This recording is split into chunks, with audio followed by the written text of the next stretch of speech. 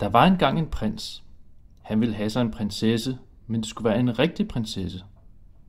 Så rejste han hele verden rundt for at finde sådan en, men alle vegne var der noget i vejen. Prinsesser var der nok af, men om der var rigtige prinsesser, kunne han ikke ganske komme efter. Altid var der noget, som ikke var så rigtigt.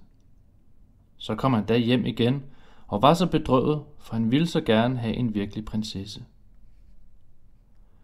En aften blev det da et frygteligt vejr. Det lynede og tordnede. Regnen skyllede ned. Det var ganske forskrækkeligt. Så bankede det på byens port, og den gamle konge gik hen og lukkede op. Det var en prinsesse, som stod udenfor. Men Gud, hvor hun så ud af regnen og det onde vejr. Vandet løb ned af hendes hår og hendes klæder, og det løb ind af næsen på skoen og ud af hælen, og så sagde hun, at hun var en virkelig prinsesse. Ja, det skal vi nok få at vide, tænkte den gamle dronning, men hun sagde ikke noget, gik ind i sovekammeret, tog alle sengeklæderne af og lagde en ært på bunden af sengen. Derpå tog hun 20 madrasser, lagde dem oven på ærten, og så endnu 20 edderdunsdyner oven på madrasserne. Der skulle nu prinsessen ligge om natten. Om morgenen spurgte de hende, hvorledes hun havde sovet.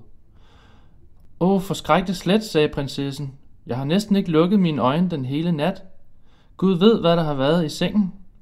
Jeg har ligget på noget hårdt, så jeg er ganske brun og blå over min hele krop. Det er ganske forskrækkeligt.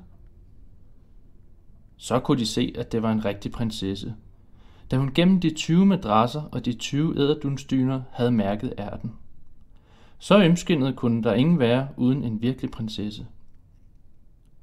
Prinsen tog hende da til kone, for nu vidste han, at han havde en rigtig prinsesse, og ærten kom på kunstkammeret, hvor den endnu er at se, der som ingen har taget den. Se, det var en rigtig historie.